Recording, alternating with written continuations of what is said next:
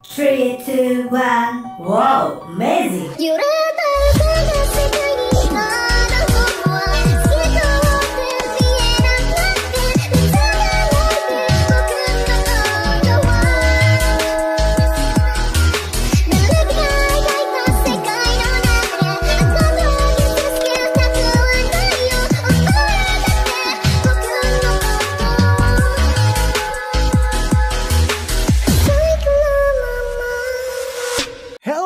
Hello my friend, Monami watashi no tomodachi. Balik lagi di cerita manhwa.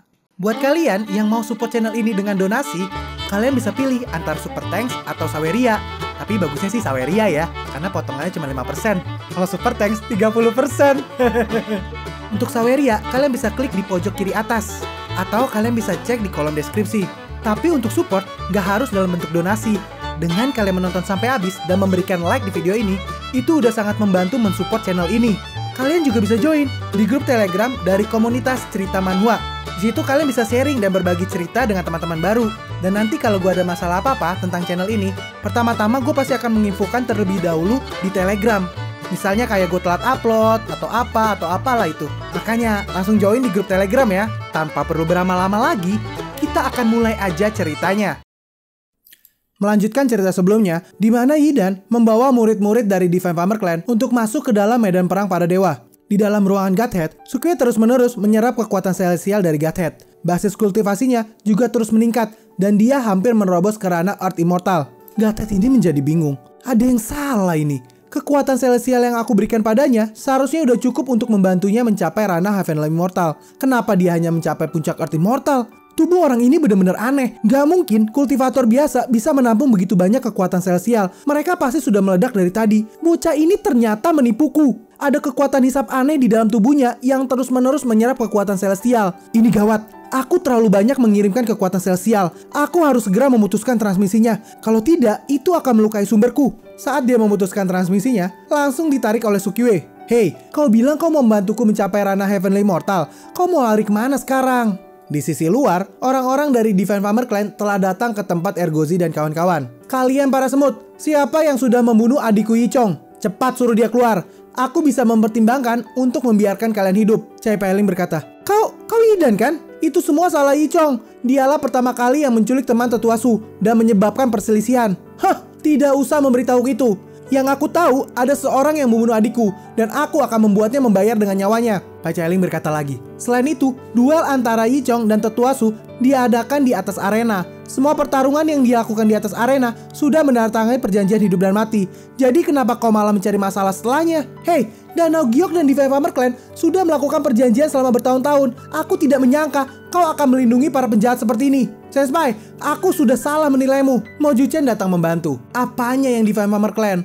Ayah pemimpin fraksi Ledaka Surgawiku lah yang sudah membunuh adikmu. Apa yang mau kalian lakukan? Percaya atau tidak, fraksi Ledaka Surgawiku bisa memerintahkan jutaan anggotanya untuk menyerang Divine Farmer Clanmu. Ergozi dan Duan Jude mulai panik. Gawat, pelindungmu sudah jatuh terlalu jauh ke dalam drama. Dia sangat percaya kalau fraksi Ledaka Surgawi memiliki jutaan anggota. Padahal hanya ada kita berempat dari anggota fraksi Ledaka Surgawi. Yidan berkata, arogan sekali kau. Apanya fraksi Ledaka Surgawi? Aku tidak pernah mendengarnya. Karena kau tidak mau menyerahkannya, maka jangan salahkan aku kalau bersikap kejam. Semuanya, maju! Bunuh mereka semua! Moju-chan yang diserang begitu banyak orang, dia hanya mengambil posisi diam di tempatnya. Ergozi mulai panik. Aduh, ini udah berakhir. Ini benar-benar jadi pertarungan. Semua murid Divine Farmer Clan ini berada di ranah Earth Immortal. Kita tidak bisa menghentikannya. Di sisi lain, Moju-chan dengan santai memukul mereka semua. Hah! Memangnya kenapa dengan Earth Immortal? Itu tidak ada gunanya di hadapanku.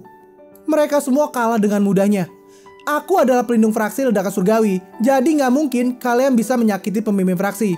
Ayahnya maksudnya. Yidan berkata, puncak Golden Immortal ya? Aku nggak menduga fraksi Ledaka Surgawi yang kecil ini ternyata punya orang sepertimu. Sekarang aku akan menghadapimu hari ini. Tampaknya kau seorang kultivator tubuh. Nggak mudah untuk berkultivasi ke ranah Golden Immortal. Aku sarankan sebaiknya kau menyerah aja.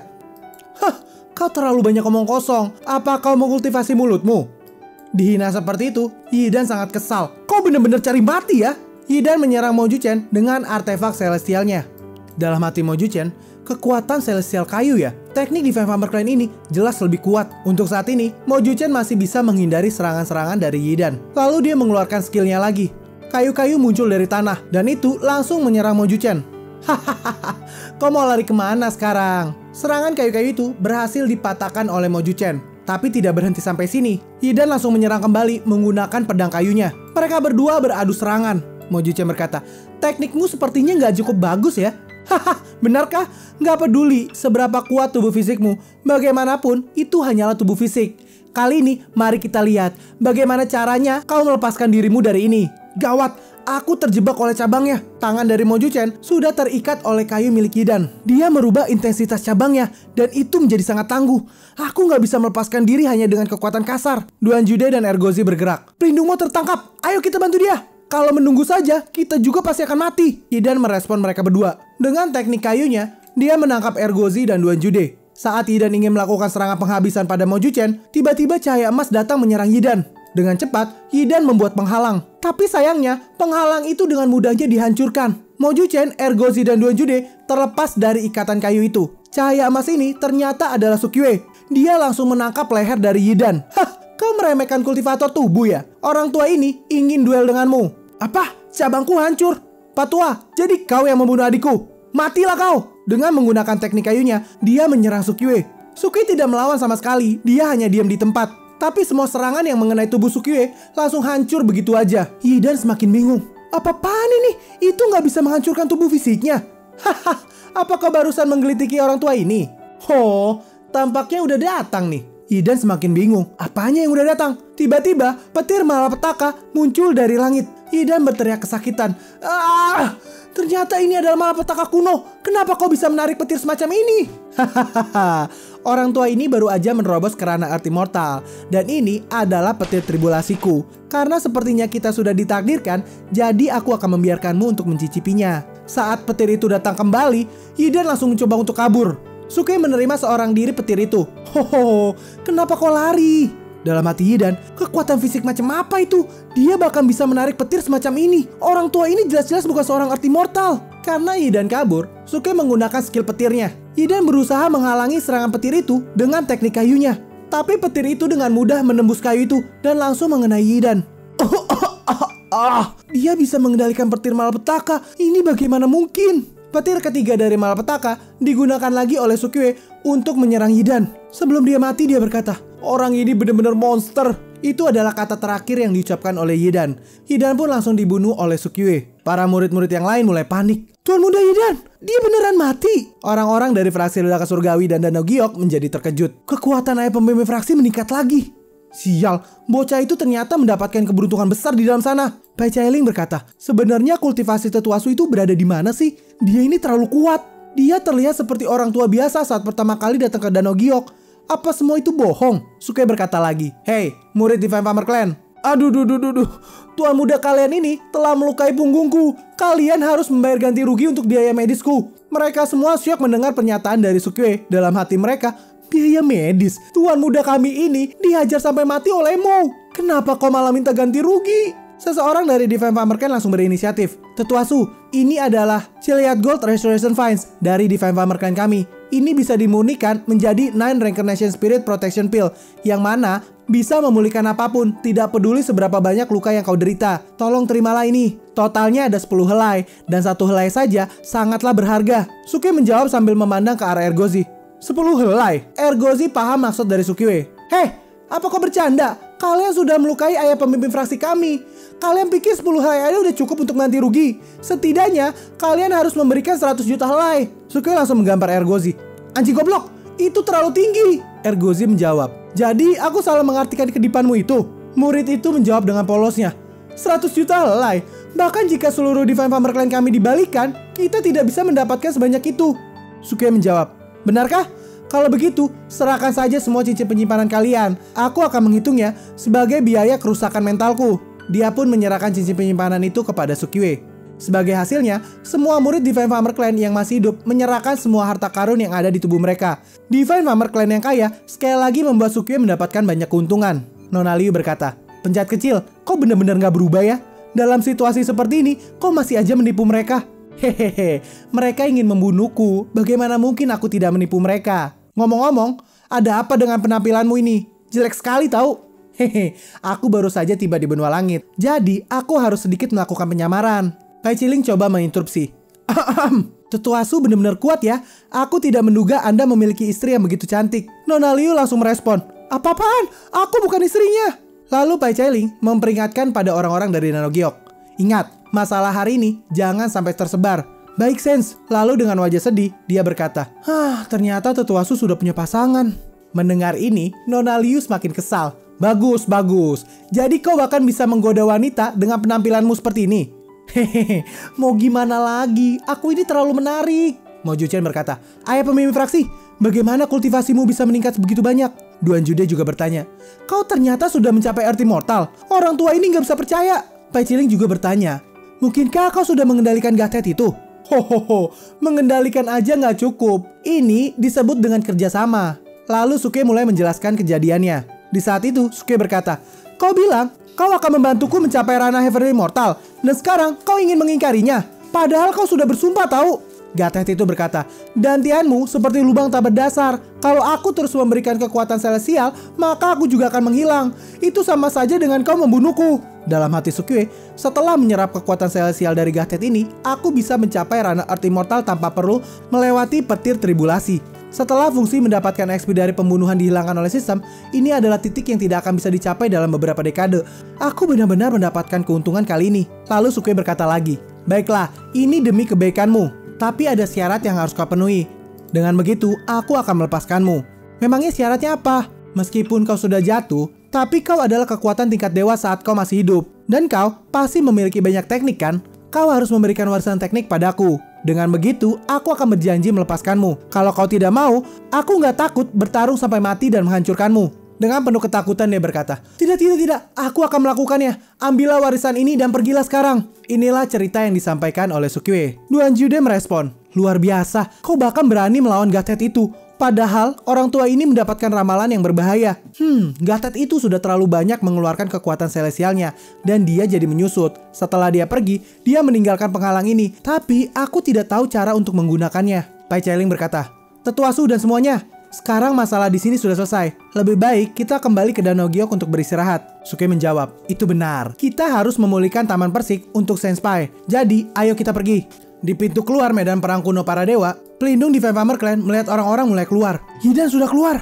Orang-orang itu sedang mengangkut mayat Hidan. Mereka berkata, lapor pelindung. Orang yang membunuh Yizong terlalu kuat. Setidaknya dia adalah seorang Tai Immortal. Kami nggak tahu bagaimana dia bisa masuk ke medan perang kuno ini.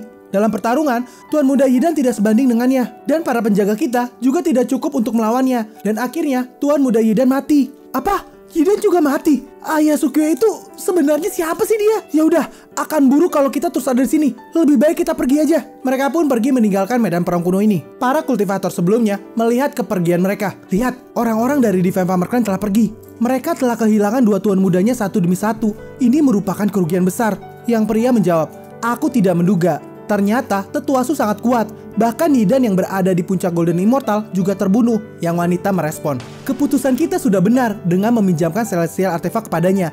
Di masa depan, Tetua Su pasti akan mengembalikan barang-barang kita dengan nilai yang luar biasa. Lihat. Seseorang telah keluar dari medan perang kuno dewa. Itu Tetua Su. Penampilannya masih terlihat tua. Tapi hanya mereka yang pernah mengalaminya yang tahu bagaimana kekuatannya. Kenapa aku merasa bahwa meskipun Tetua Su sudah tua, tapi dia masih tampan ya? Pria ini bertanya pada Tetua Su, Tetua Su, apakah orang-orang dari Divine Farmer Clan punya masalah denganmu? Kenapa satu persatu dari mereka menyerangmu? Sukiyo menjawab, masalah? Tentu aja. Mereka berani menculik wanitaku. Maksudku menantuku. Selama aku masih hidup, siapapun yang berani menyentuh wanita putraku Sukiwe, aku akan membunuh mereka. Tetua Su benar-benar luar biasa. Kalau aku tidak takut dikejar oleh guruku, aku pasti akan bergabung dengan fraksi Ledaka Surgawi. Suke berkata lagi, aku juga punya seorang menantu yang ada di bawah kendali Akademi Heaven Palace. Namanya adalah Chiang Hongyan.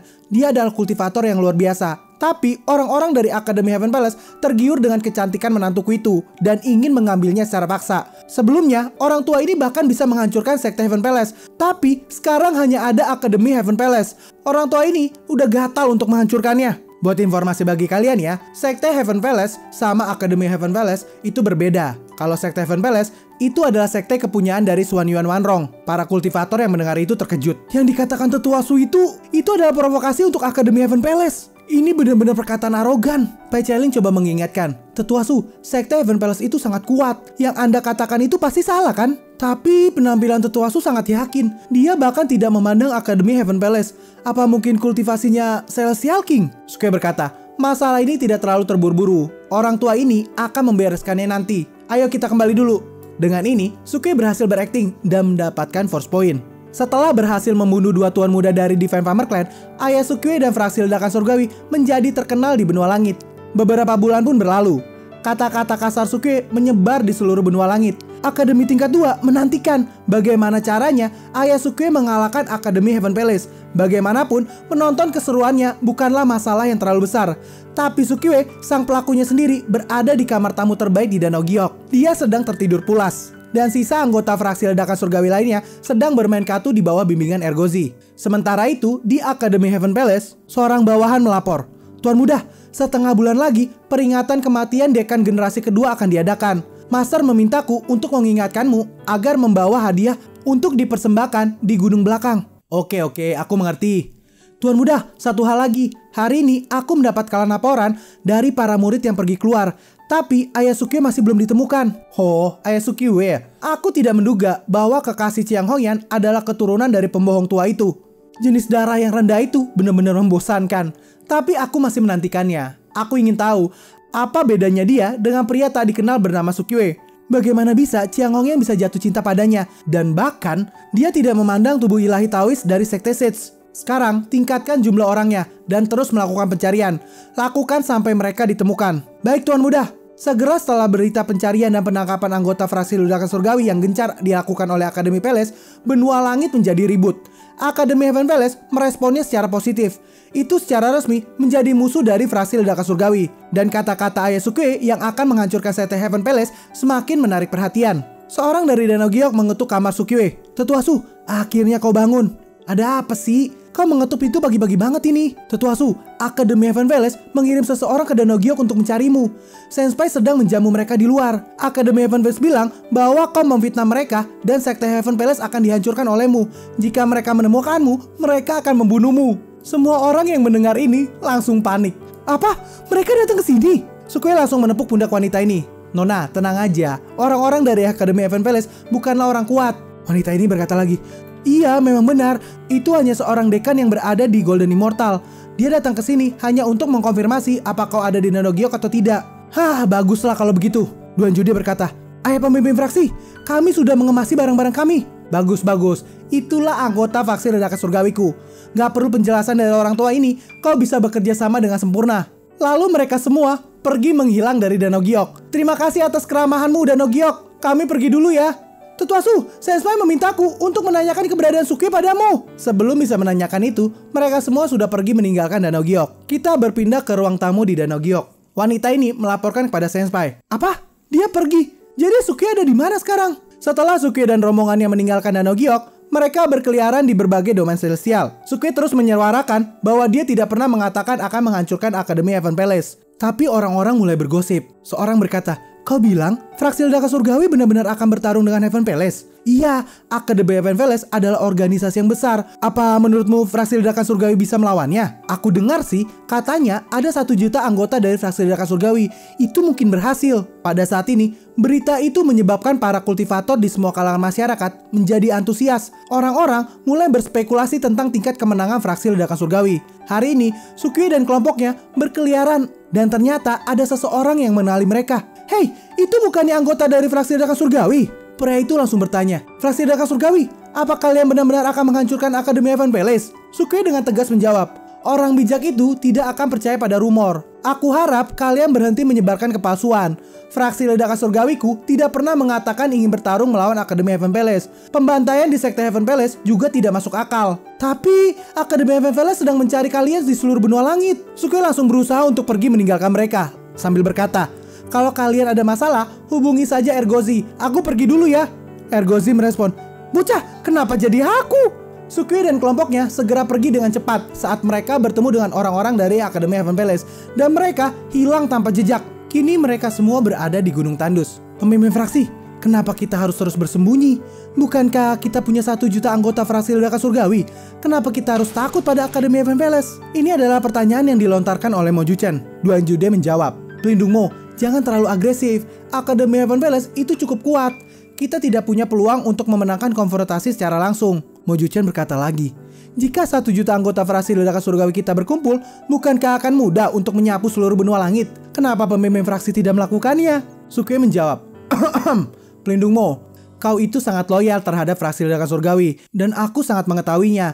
Jadi, aku tidak ingin menyembunyikan lagi daripadamu. Hari ini, aku akan membiarkanmu melihat 1 juta anggota fraksi ledakan surgawi berkumpul. Anggota fraksi ledakan surgawi, dengarkan perintahku. Duan Jude dan Ergozi mulai beraksi. Mereka langsung mengeluarkan pose kerennya ala Power Ranger. Anggota fraksi ledakan surgawi, hadir! Anggota fraksi ledakan surgawi, hadir!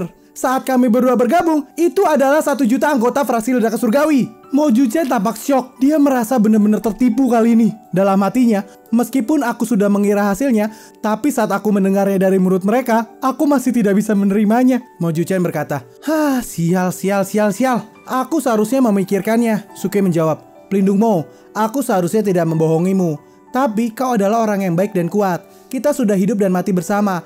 Jadi aku tidak tahan untuk menarikmu masuk. Mo Juchen berkata, pemimpin fraksi, sekarang aku masih memanggilmu pemimpin fraksi karena aku masih menghargaimu. Apa yang membuatku sangat menghargaimu adalah ketika kau mendapatkan warisan tubuh kuat di alam rahasia Dewa Hades. Aku dengan tulus mengagumi keinginanmu dan keberanianmu yang berbeda dari orang biasa. Tapi sekarang kau menyia-nyiakan bakatmu dan kau tidak punya aturan dalam dirimu. Dan kau bahkan tidak mengikuti aturan dan moral. Lebih jelasnya, kau bisa disebut sebagai orang yang berada di depan pintu iblis. Lalu wakil pemimpin dan juga tetua. Kalian bukan hanya tidak menghentikan pemimpin fraksi Su, tapi kalian malah ikut-ikutan memanjakan keangkuhannya. Seharusnya kalian tidak melakukan itu. Mereka berdua hanya bisa terdiam malu mendengarkan perkataan dari Mo Juchen. Mo Juchen menambahkan lagi, meskipun fraksi ledakan surgawi tidak memiliki 1 juta anggota dan hanya memiliki sedikit anggota, pada waktunya tidak ada seorang pun yang bisa menjadi lawanmu di benua langit. Aku bisa melepaskan segalanya dan mengikutimu ke benua langit. Itu semua berkat pemimpin fraksi Su, dan aku bersedia menggunakan masa depanku untuk bertaruh pada masa depanmu. Aku percaya suatu hari nanti aku bisa maju ke dunia yang lebih tinggi berkatmu. Sukui merasa terharu mendengar perkataan dari Mo Juchen. Pelindung Mo, aku benar-benar minta maaf untuk semua yang telah aku lakukan. Mulai sekarang, aku tidak akan menipumu lagi. Tentu aja, aku juga ingin minta maaf lagi padamu. Aku tidak sengaja menempatkan area pembunuh di bawahmu barusan. Sekarang, aku akan menariknya kembali. Mo Juchen tampak kaget melihat area pembunuh di bawah kakinya. Ergozi juga mengatakan, pelindung Mo, dewa ini juga udah salah. Saat kau sedang berbicara barusan, dewa ini mengambil keuntungan saat kau sedang lengah dan memberimu racun. Ini adalah penawarnya, sebaiknya kau cepat minum. Duan Jude juga berkata, pelindung Mo, orang tua ini juga sudah sangat salah. Pelindung Mo, sebenarnya apa yang kau lihat barusan, termasuk sekarang, itu semua adalah area ilusi yang orang tua ini tempatkan saat kau sedang lengah. Sebenarnya kami sudah lari jauh, tapi kami mendengar semua yang kau katakan barusan. Sekarang aku akan melepaskan area untukmu. Ternyata Sukui dan yang lainnya sudah benar-benar mempersiapkan semua ini. Kalau terjadi sesuatu yang tidak diinginkan. Sumpah, gue ketawa ngakak pas ngerekam adegan ini. Jadi sebelum gue berhasil ngerekam, gue puas-puasin dulu ketawa ngeliat adegan ini. Saat area ilusi itu dihilangkan, Sukui dan yang lainnya yang ada tepat di depan Mo Juchen itu menghilang. Lalu mereka muncul dari arah kejauhan. Pelindung Mo, kami ada di sini. Mereka berkata seperti itu sambil melambaikan tangan. Dalam hati Mo Juchen, kelompok penipu ini benar-benar penipu sialan. Ini benar-benar kombinasi trio paling jahat. Tapi kelompok ini benar-benar menarik. Mo Juchen berkata, di masa depan hanya orang luar yang boleh ditipu, bukan aku. Kalian mengerti kan? Sukui menjawab, iya aku mengerti kok. Dengan ini, video ini pun berakhir. Kita akan lanjut lagi di video berikutnya. Gue yakin kalian pasti penasaran kan dengan kelanjutannya? Makanya jangan lupa subscribe dan nyalakan lonceng notifikasinya agar kalian tidak ketinggalan video-video gue berikutnya. Jangan lupa juga untuk like, komen, dan share ke sosial media kalian agar makin banyak orang yang kenal dengan channel ini. Sehingga kami makin semangat untuk buat video-video berikutnya. Sekian dulu video dari Cerita Manhwa. Kita akan lanjut lagi di video berikutnya. Sampai jumpa semuanya and sayonara. This is Cerita Manhwa untuk lo semua. Jangan lupa sawer jika kalian suka. Hei kalian, mohon perhatian. Ini ku persembahkan untuk kalian. Aku butuh cuan untuk kebutuhan, karena editor pun butuh asupan. Lirik ini tanpa kepalsuan, dengan ini cukup sekian. Terima kasih.